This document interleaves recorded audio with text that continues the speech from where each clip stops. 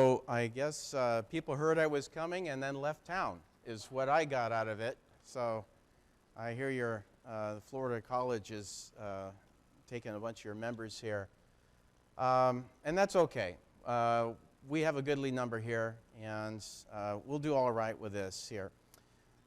This lesson may not be what you're expecting. I know your theme is do not fear. That's a pretty broad subject. You can approach that a lot of different ways. I chose to talk about fear and safety.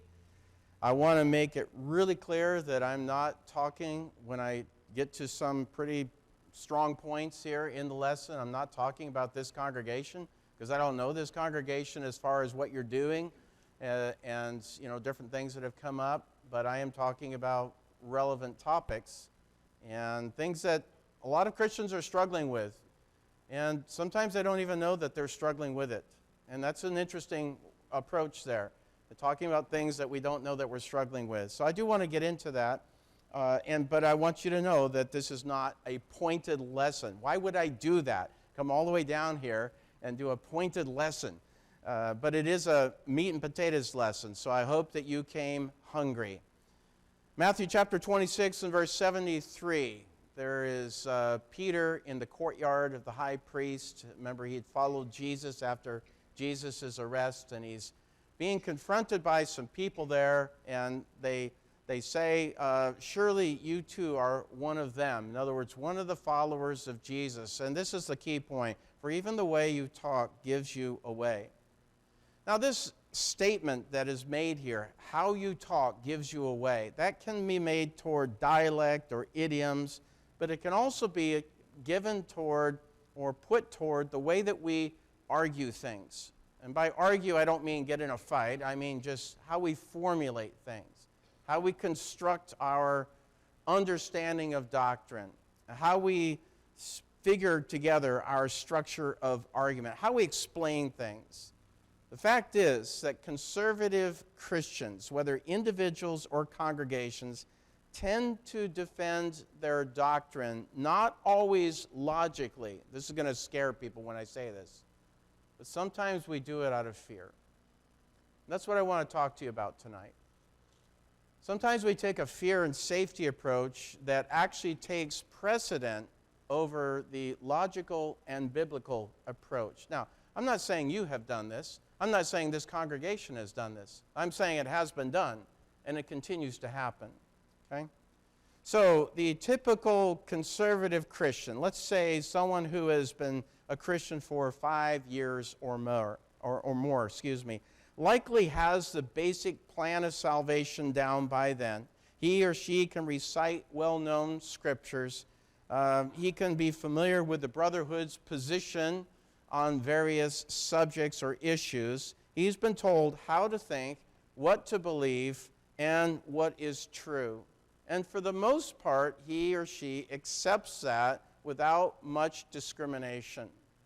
This happens.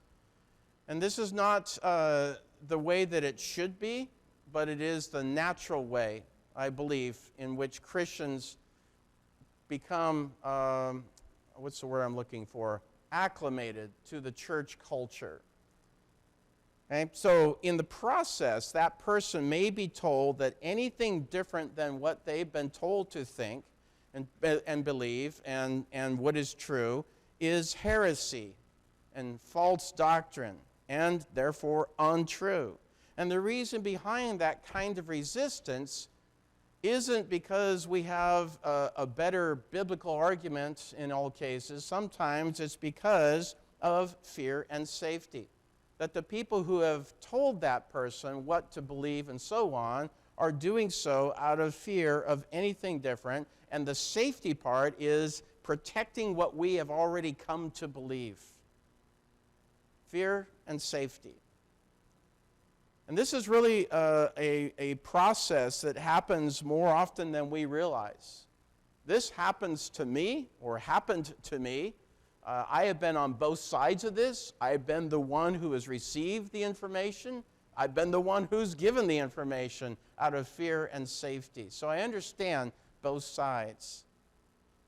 Fear and safety seeks personal protection of one's self, of one's religious beliefs or one's way of life. Earlier, when I was putting this together, I had a big diagram on subjective versus objective thinking, but I think I can explain it easily enough. Fear and safety is a subjective approach to Christianity. What that means is that in the subjective context, you are in the middle of this argument, whatever is being argued. And the thing that is being protected is, not surprisingly, you. And so the way that you're going to structure your arguments or your beliefs or what you believe to be true is everything is going to protect you. The objective way of thinking about this is to get you outside of that circle and put truth in the middle and let truth tell you what truth is, and then you either believe it or you don't. So in subjective thinking, it's very emotional or emotionally based. It is fear-based often. It is safety-based. It is filled with self-protection. And these are things that we don't like to say about ourselves, but sometimes we see it in ourselves. I have certainly seen it in myself. The more I have studied this subject and actually written on this subject, I have manifested that or have exposed that in my own thinking.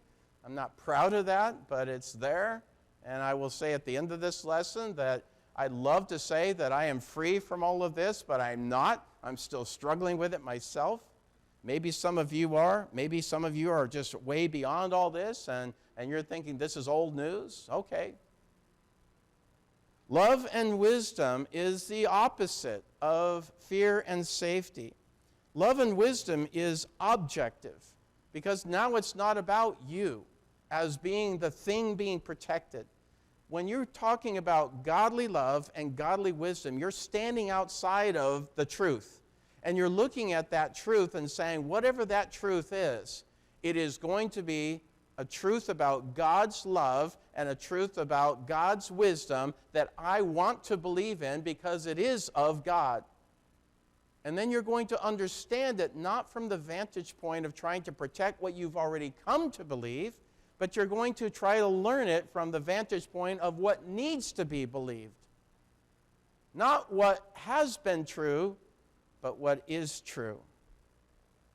Because this is what God has revealed to us is what is true. Jesus has never taught us to live by fear and safety, always taught us to live by love and wisdom, godly love and godly wisdom. But we need to know what this means. And it's not an easy route, I will tell you. It's not an easy route to get to that. It takes a lot of work. It takes a lot of mental energy. And it takes some reading and some reflection and some struggles with what you have already come to believe. And this is why a lot of people take the easier course of fear and safety. By the way, I do have a follow-up lesson on this called Love and Wisdom. Maybe someday we can listen to that, but we'll talk, all right? So some people might think that all of this is really a comparison between conservatism and liberalism, and I do want to identify these things briefly because this is kind of playing on all that. And I'm not talking about whether we are conservative-minded. That's a different thing. I'm talking about the ism part. Whenever we see an ism on something, what we're really reading there is a human-based or human origin thinking process. Okay? If you think of any kind of ism, that's what it is. Sometimes we talk, I think, erroneously about, creationism. We don't have a creationism. We believe in creation. We don't need an ism to support that. You see what I'm saying? Same with conservative. We might be conservative-minded, but we don't need an ism to support that. Ism takes it into a different place. Ism takes it into something now that is more human doctrinal argued than biblical. Okay? So follow me on this, if you will. So conservatives, at the core element of conservatism, I should say, is fear and safety. And the core claim of liberalism, I'll get to that in a minute, is all about love and wisdom. Now, that's not genuine, but that's what they claim. So you think about conservatism, or conservatism, rather, as it suggests about the word conserving something. It's all about conserving or keeping the status quo of whatever is presently. And thus it is a protective, defensive, and guarded approach to anything. It's kind of like saying, I know what I believe, and I'm not going to change. That's the ultra-conservative or ultra-conservatism approach. I already know what I believe. I'm not going to change. And so, right away, we have what you might consider a resistance to change built into the ism. If what we already know is not going to change by our own decree, if we are believing in this, then what we're really saying is we have come to know everything there is to know, and we know it perfectly, and we know it flawlessly. In fact, we know it so well that not only are we not going to change, but it doesn't need to be changed, because if it could be changed, then we would have believed it. And so this doesn't make sense biblically, because the Bible is telling us that we're always supposed to be growing and drawing near to God, and there's always a process, right? A moving towards something process. Like Paul says in Philippians 3:13-14, he talks about the upward call of God in Christ Jesus. Well, there's an upward call there. It means that we're ascending always. We haven't plateaued. We haven't reached the summit. We're always gaining something. So it's very hard for a congregation to grow if the leadership of the congregation and its working members are clinging to conservatism mentality, because they already believe that they've arrived. They already believe that they've gotten all the information that they need. Now it's just a matter of protecting the information and guarding that information. And anyone who comes along and challenges what they have come to believe is, once again, a heretic, a false teacher. They need to be labeled. They need to be ushered out.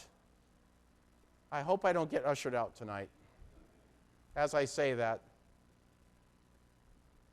Likewise, there's something very arrogant about this whole position. It's very presumptive. It assumes that what we know, as I said, is infallible, can't be questioned.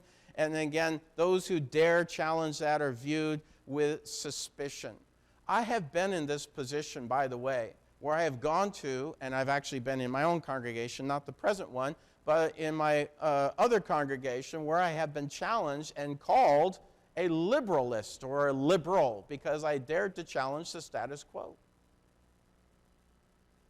Now, when you start labeling people and stereotyping people and, pigeonholing people because they say something that disagrees with you, that's not critical thinking. That's not a biblical approach. That's not even Christianity. That's just out of fear or possibly prejudice. And not all prejudice is about race and ethnicity. Prejudice can be mental prejudice. It's just the fear of thinking anything different than what you've already come to think, despite the evidence that says otherwise. And so here's where people go with this. And this is where the conservatism approach comes back and says, but God's doctrine cannot be changed, and that's what we, conservatives, are protecting. And that sounds good up front, except that here's the problem. The first part of that statement is always true. God's doctrine cannot be changed. Is that true? Okay, and we're not saying that because we believe that. We're saying that even if we didn't believe it, it's still true, right? That's how true it is. It's so true that we could all walk away from it and it's still true. That's truth for you. But that second part, and this is what we're protecting, that isn't necessarily true. Because we might be protecting our version of what we think is true. We might be protecting what we were told is true. Remember, in the opening statement, I said that sometimes Christians are being conditioned to think about things rather than learning from the Bible to think about things. They're being fed. They're being slowly and imperceptibly indoctrinated without anyone knowing on either side that there's an indoctrination process going on. We all talk about Bible teaching, and I want to say that there's no bad intention in all of this. It's not about malice and ill intent, but it is about maybe an approach that isn't going to work. It's not going to work for long. So the line between these two things here that you have on the screen, these two bodies of thought, is often blurred, and they must not be mixed together. We know what is true because that's what God has revealed. This is what is true. But what you and I come up with, or how we understand that, may or may not be true based upon where we're at. This is where I've been confronted with myself. A lot of things I thought were true years ago, and I come to find out that they weren't as true as Chad thought that they were. And so what has to change? Well, this can't change, but Chad can change. And I thankfully have changed. And I'm working on, whenever something pops up that is in conflict with what God says, then it's me that has to change, not the Word of God. Jesus never gives us permission to put our personal convictions on par with divine law. You already know that, and I know that you do. Because when people did do that, Jesus soundly condemned them, like you see in Matthew 15:3, for example, talking to the Pharisees who are talking about their rituals, in this case of washing hands and things like that, and they've got this very elaborate process for doing so, and they're blasting Jesus' disciples, and they're saying, how come your disciples aren't following along? And Jesus turns the whole thing around and says, how come you're not listening to God? I mean, that's really what he's saying here. You're transgressing the commandment of God for the sake of your tradition. That word tradition there literally means a teaching that has been transmitted or handed down.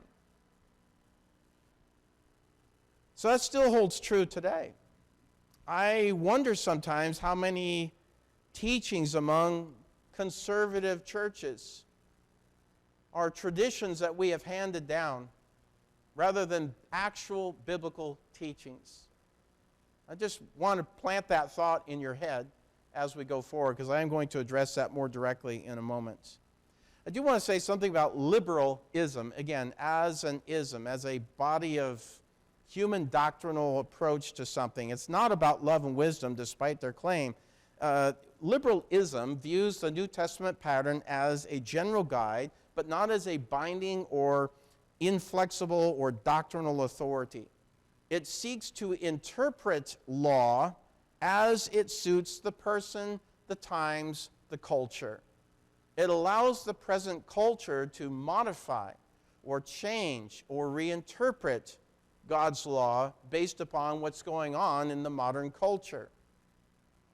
So that was then, but this is now approach is very common in liberalism. Then is outdated and antiquated, unable to keep up with what's going on, unable to address modern problems. The then approach doesn't understand what we're going through because now we have technology and we have the internet, right? And we have all these sophisticated ways of thinking about things, even though people seem to be getting dumber and dumber all the time. So we have all these things, and we think that we need a gospel that's going to, lead us into the next phase of whatever it is. And the fact is, we have one. It's just that people aren't reading it, or they don't trust it. They have no confidence in it. Then homosexuality was a sin. Now, in liberalism, it's acceptable. Then same-sex marriage was an abomination. Now it's being sanctioned by a loving God. I know you've heard this. I know this is out there. This is being you're being pummeled with this information, by the way. Then smoking weed was evil. Now it's part of the culture. Then discipleship to Jesus meant one thing. Now it means a different thing. It's been dumbed down to accommodate a culture that wants everything dumbed down. It's amazing to me, again, that we have all this technology and the internet, which gives us all kinds of information at the tip of our fingers, literally, at a keystroke. And we want everything dumbed down in the process. Go figure. This is not a love and wisdom approach. And the reason I say that is because this is not a love of God or a wisdom of God approach. This is love that is self-defined, and it is the wisdom of a worldly people. And you're seeing a lot of that creeping into all kinds of churches, even, if I can say it this way, our own churches. You're seeing this mentality creeping in.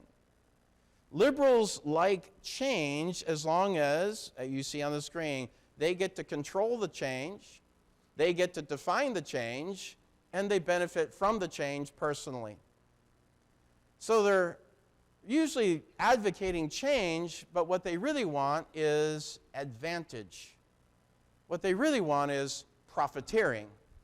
What they really want is to promote something that they've always wanted to promote but didn't have the nerve or the opportunity to do so, and now they do, and so let's change, and then reread the gospel accordingly. And that's why you see a lot of liberal churches growing, because they offer exciting contemporary services. They challenge the old, stuffy, traditional methods as they would package them, but they are carefully controlled, and they're always seeking two numbers, and those are membership and revenue. Because without those two numbers, they die.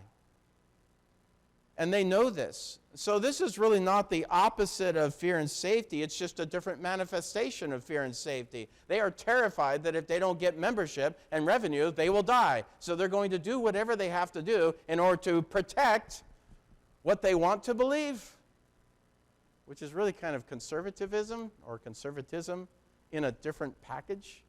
It's kind of after the same thing. So what do? The safe route is to give everyone what they want, to appeal to the masses, to preach the wide path that leads to destruction as though it were the narrow path of discipleship, and so on.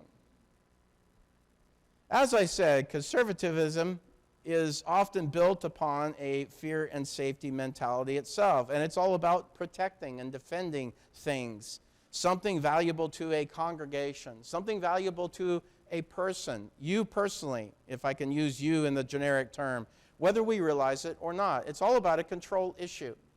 It's all about controlling. Now, when Jesus talks about, and I'm sure a lot of the other men are going to talk about this, do not be afraid or do not fear, they're going to talk about control issues, because that's what fear is all about. It's about being out of control or fearing being out of control. A lot of times when people talk about stress or anxiety, what they're really saying is that they are fearful that the control that they want to have or used to have or are trying to get is out of control. And so we use euphemisms like, oh, I'm not afraid, I'm just stressed, right? When we're really saying, I'm out of control or my situation is. And some people see the Bible and religion and people and the world through this self-constructed prism, this self-constructed filter, this self-constructed belief system that's always hanging in front of our eyes, in front of our mental vision, if you will, as we look into the world. And it's one that we put together. It's one that we assembled. Statistically, there's some of you who have done this very thing. I don't know who you are at all. But statistically, some of you have done this. Because I have done this, and I am human, and you are human, we're probably doing the same thing, okay? Because this is a human nature thing. This is not limited to churches of Christ or religion. This is just what people do. They put together their belief system, and then they hang it in front of their eyes, and they look at the world through this belief system, kind of like having a virtual reality goggles on all the time. And what we do as conservatives sometimes, without even knowing it, is we've got these goggles on, and everything that we see is all about, we're protecting the truth and we're defending the truth, when in fact what we might be defending is our truth, not necessarily God's truth. Truth that we came to know, truth that we came to understand, truth as we have been taught it. And that's a different thing than the truth. Here's some phrases on the screen. This is what I have always believed. This is how I have been raised to think, or whatever. This is what I've always been told. In my congregation, there was a person there that every time I challenged a traditional thinking, not to change it even, I was just saying, well, here's what the traditional idea is, and here's another way of looking, and I would get this person coming up to me afterward saying, well, that's what that's not what I've ever heard, and I've been to all these congregations, and all the preachers have said otherwise, and here you are, right? The accusatory, you heretic. And I know they didn't mean it that way, but that's kind of what's going on there, is that this is something different than what I've heard, therefore it must be wrong. My response to that immediately is, first of all, it's not about defending what you've always heard or not. If it was, then I would need to ask each of you, what have you always heard is true? And then you would tell me, and then I would just regurgitate that in my lesson. Right? I mean, that's what it would be all about. But if we're after the truth, then what I should be able to do is go to the Bible and say, this is what God says is true. It doesn't really matter what you've always heard. Do you see the difference? Okay. So that's what I'm talking about right here. So what keeps us from going to that very objective-minded approach, that very wholesome approach, that love and wisdom-based approach? What keeps us from going there? So it's not about you and me. It's not about your fear or my fear. It's not about what you've always been told or what I've always heard or what you've always heard from preachers or what I've always preached. It has nothing to do with that. Those things are irrelevant or should be irrelevant. What it should be about is what is true. And God decides what is true, not you and not me. Churches do not decide what is true. When they do, they always stumble. We have a lot of denominational churches and other so-called non-denominational and the ever increasing undenominational church out there that is defining what is true for them. And that's their biggest mistake, is what is true for them. We don't care what is true for them. We shouldn't care what's true for us. We should care about what is true, period. Because if we're after the truth, then that's where we have to start. What is true? Remember, we're standing on the outside of this truth thing here. And we're looking at this, standing on the outside and going, it doesn't really matter how I am affected by what this truth says. I need to believe it because it's true. And then, of course, there's going to be difficulties, perhaps, or change or consequences if you do agree with that truth. But that's a different story. Doing what is right is more important than trying to create your own truth. So what we should say is, regardless of what I have come to believe on, insert controversial subject or difficult subject, I want to learn what God actually says and what He actually teaches, because what God says is true and right is superior to anything else. And we should not be afraid of being exposed for being wrong, if indeed we are, or mistaken, or if you want a gentler word, we were almost there, right? We were just so close, but there was that little thing that we missed, little part of Scripture or a little idea or little nuance that Jesus talked about, and we just kind of blew right past it. Has anyone read a passage that Jesus said, for example, a teaching of Jesus's, that you thought you knew what it said, and then years later you read it carefully, or you heard some preacher preach on it carefully, and you realized that what you heard years ago wasn't exactly what he actually said? If you have, then you know what I'm talking about right now. Were you a heretic before? No. I'll give you all benefit of the doubt that you were a faithful believer then, and now you are still a faithful believer if you believe what he said is true, and you adopt that truth for yourself.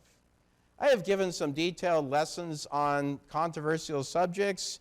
I have taken time to prove through laborious studies and getting all the passages together in their context and so on. If some of you have read my books, you've seen that in print. I have done that, and I've had people respond to that and go, well, that's what you choose to believe, but I have a different view. And these are Christians saying this. And it's like, okay, so in your mind, we're just sparring with different views. Like, here's my view, and now there's your view, and there's nothing relative to what God has said in the matter.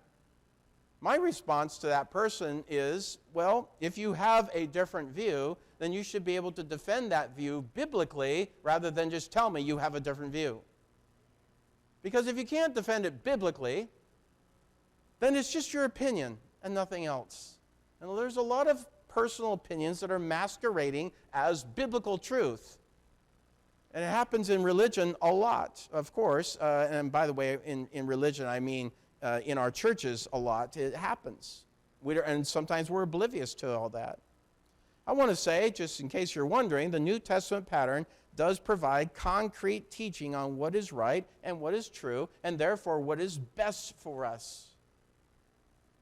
What we want is not just a truth. We want the truth. We don't want just something that's going to work for the moment, is adequate, and, we can make work, like cramming a round peg into a square hole. We want the truth. We want what's going to work all the time. And God's truth works all the time. That's what we want. And you see that coming out in the New Testament teaching. 1 Corinthians 4:17, Paul is saying that. He's saying that, he says, I'm sending you Timothy, my beloved and faithful child. He will remind you of my ways which are in Christ, just as I teach everywhere in every church. Why does he do that? Because it's true. Truth doesn't need to be modified from church to church. It doesn't need to be modified from culture to culture. And it doesn't need to be modified from generation to generation. What we should do is learn what truth is and just preach it. And not worry about the audience. 1 Corinthians chapter 11, verse 16, at the heels of the discussion on head coverings, which is still a controversial subject, Paul says that I have no other teaching but what I've just given you. He's not offering then his apostolic teaching as something to consider.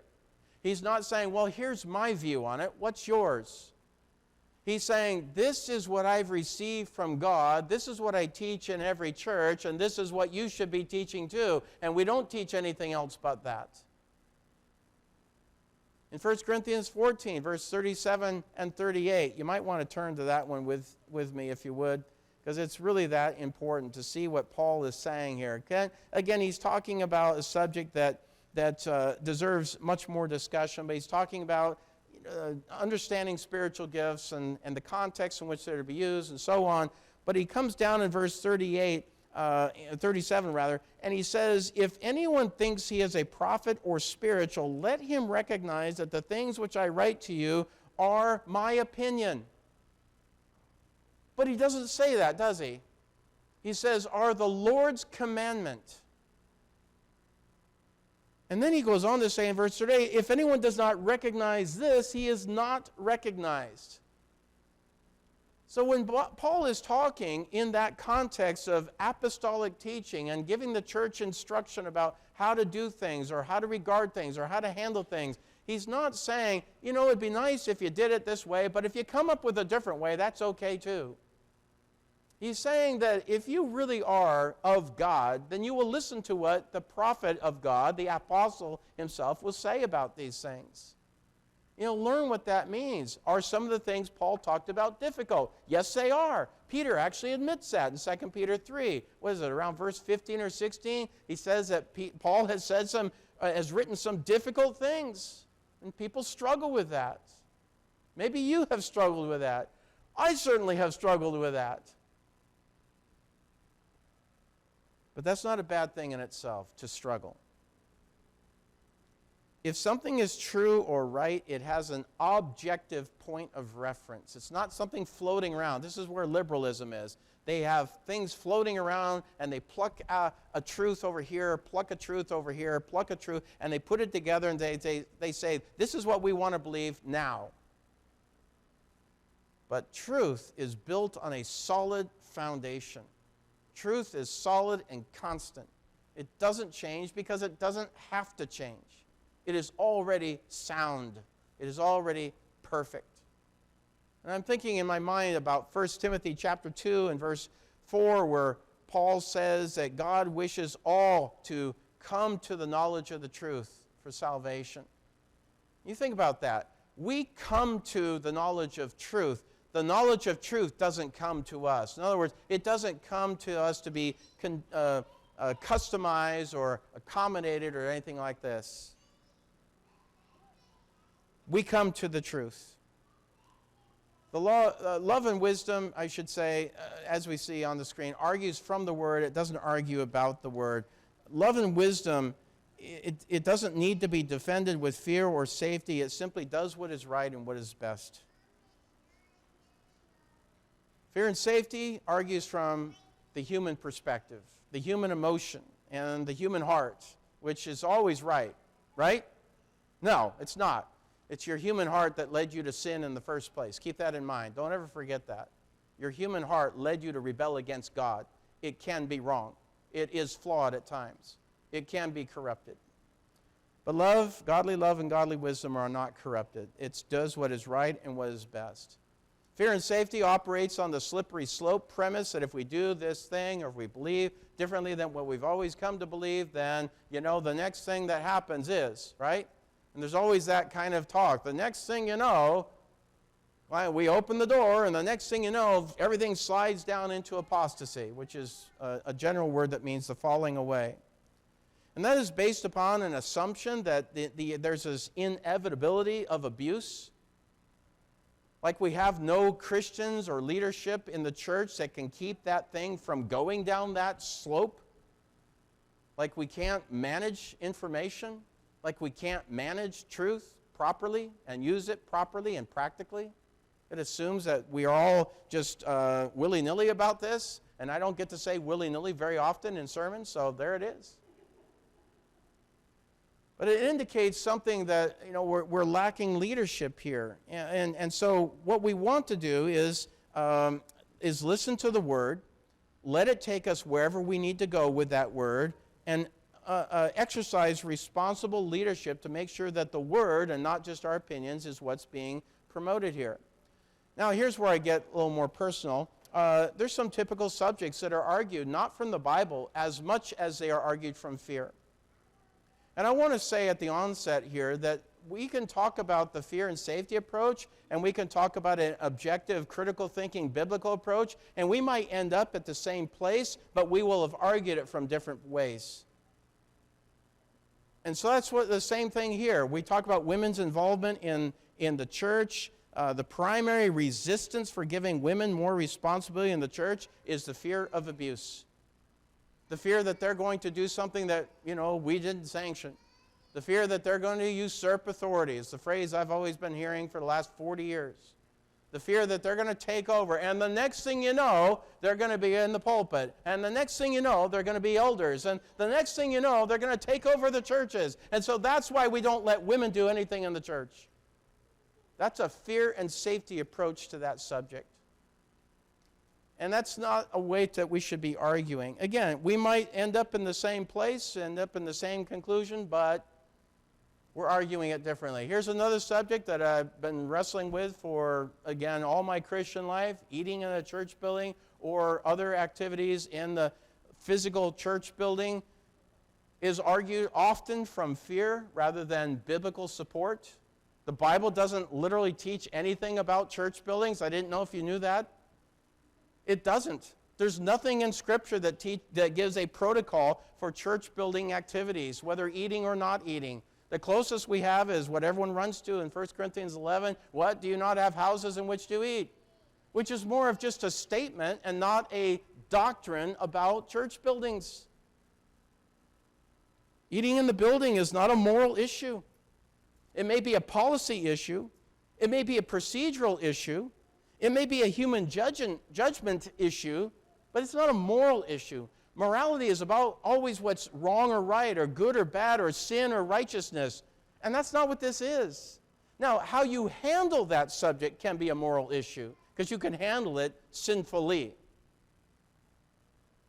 But the subject itself is not a moral issue.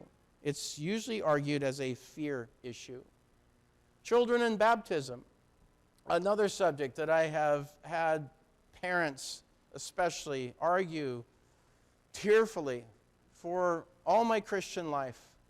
We got to get little Jimmy baptized, even though he's only 8 years old or whatever. single-digit age. We got to get him baptized because he loves the Lord. And if we don't baptize him, we're going to destroy his love for the Lord, for fear that we destroy his love for the Lord. That's a fear approach. That's not a biblical approach. There's nothing in Scripture that's going to advocate what we're doing, but it's a fear approach. It's a fear and safety approach. It's an emotional approach. It's a subjective approach. So if you feel like little Jimmy needs to be baptized, you can feel that way, but if you're going to actually do it, you need to have biblical information that provides for that. This is why I'm not going to get invited back somewhere someday, right? Saying things like this. Sharing the gospel. Why do people not share the gospel with their family and friends? It's not because they don't know the gospel. It's not because they don't have opportunity.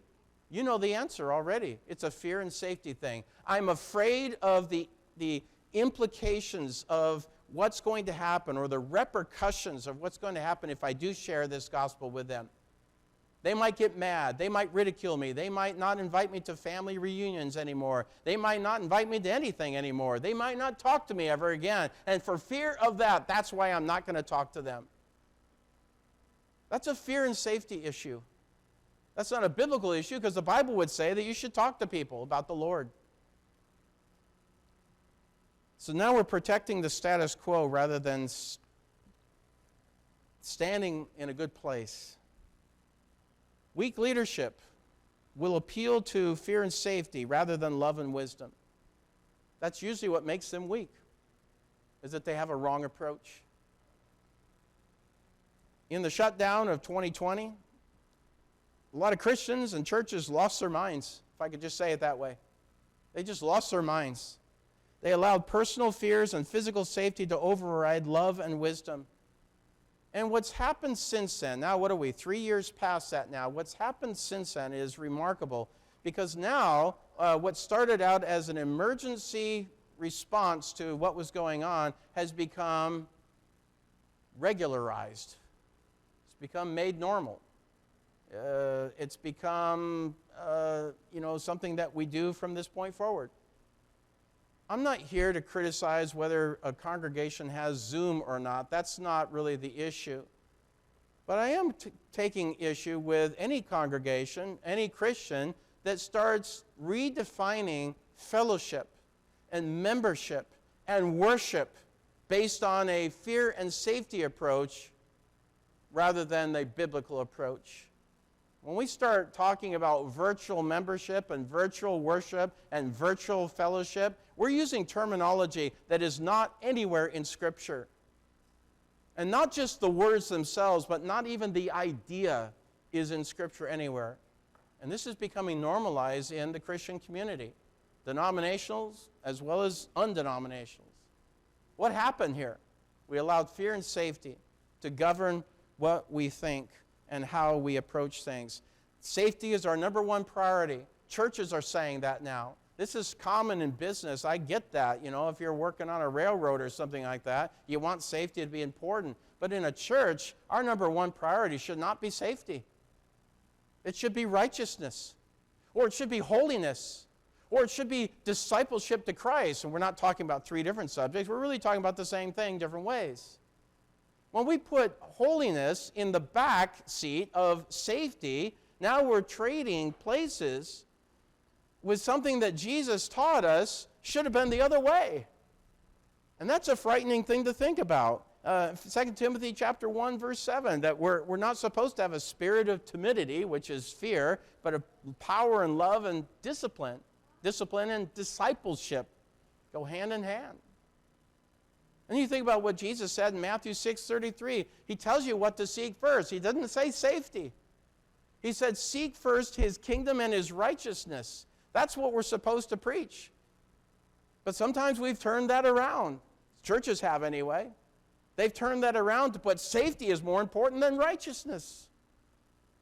Now we're all about being safe rather than being righteous, or at least as a matter of priority. 2 Timothy chapter 1, verse 8, Paul talks with Timothy about join with me in suffering for the gospel. Not too much safe about that. 1 Peter 2, verse 20, if you do what is right and suffer for it, this finds favor with God. He didn't say, if you avoid doing what's right because it seems unsafe, then that seems right with God. But this is where we've gone. In 3 years, 3 short years, a lot of churches have succumbed to the fear and safety mentality, and they're oblivious to it. They're unaware of what's happened. I want to be careful to clarify here that when we talk about this subject here, as I see put on the screen here, love and wisdom doesn't mean that we're suddenly fearless, or that we're reckless, or that we're careless, or that we're not compassionate. Same with safety. Just because safety isn't our number one priority doesn't mean we throw all safety issues out the window, because that's irresponsible. That's neither loving nor wise. But it does mean that we understand a matter of priority here. In other words, don't be controlled by fear, and don't mistake self-protection, the safety issue, for discipleship, because they're not the same things. They're two different things. I mean, think about what Jesus said in Matthew 5, verse 10 and 11 there. You know, if people are going to persecute you and ridicule you and so on for righteousness' sake, for my name's sake, that's going to happen. He's saying, you're not going to be safe. You should get used to that. There's going to be things that you don't like that are going to happen to you. And you're not going to be protected from everything that's going on in the world, whether it's from people or from the world itself. But what's most important is that you stick with me, that you identify with me, and that you are righteous through me. That's what's most important there. Think about here, the one time when Jesus actually hits the self-protection subject head on, he condemns it.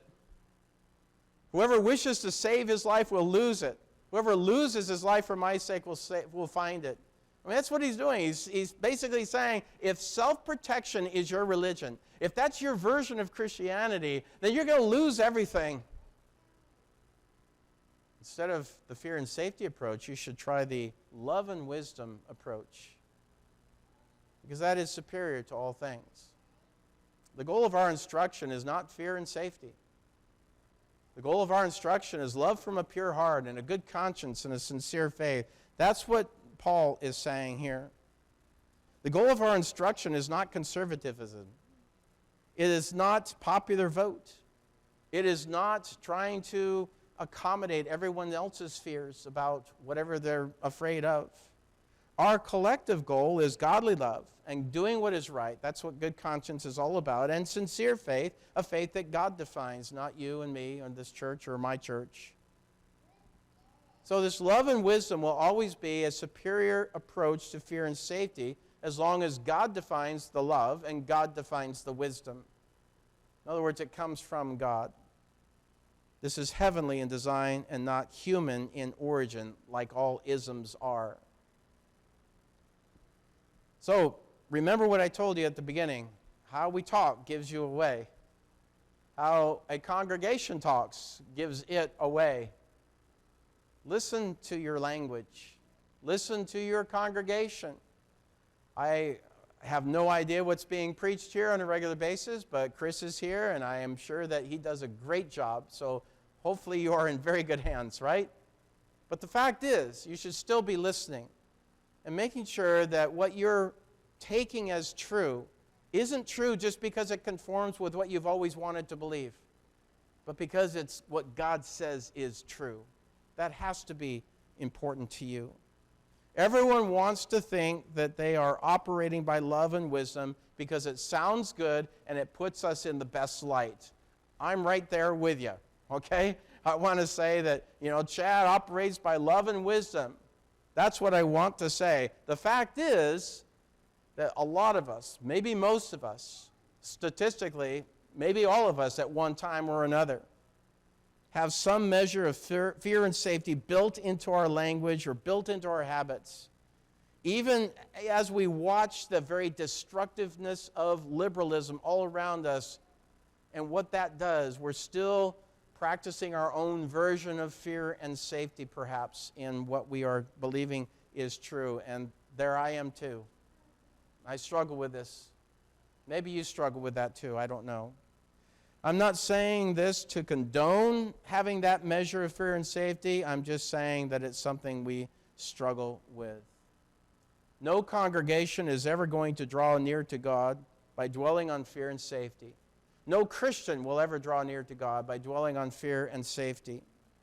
Those who internalize godly love and wisdom will most certainly be led to God himself, because God is love, and God is wisdom, and God is truth, and God is light. And there is our objective reality right there. That's what we want. That's what we're pursuing. A Christian or a congregation controlled by fear and safety is basically plugging its ears, shutting its eyes, and closing its mind to anything that he or it didn't already accept as true. And anything that challenges, what we've always done is going to be regarded with suspicion and rejected immediately simply because it's different. And again, I want to stress, that is not a biblical approach at all. That is a fearful approach. And it's one that we cannot afford to have. Christians cannot afford to live like that. Preachers are never told to preach like that. Congregations must not ever choose to operate like that. This is the path of least resistance. But love and wisdom, though it be far more difficult, is the narrow way, the best way, the superior method. That's what I want to leave you with tonight. I thank you so much for letting me speak to you, and I hope that you have taken what I have said as it was intended, as a means of just simply a friendly discussion about a difficult subject.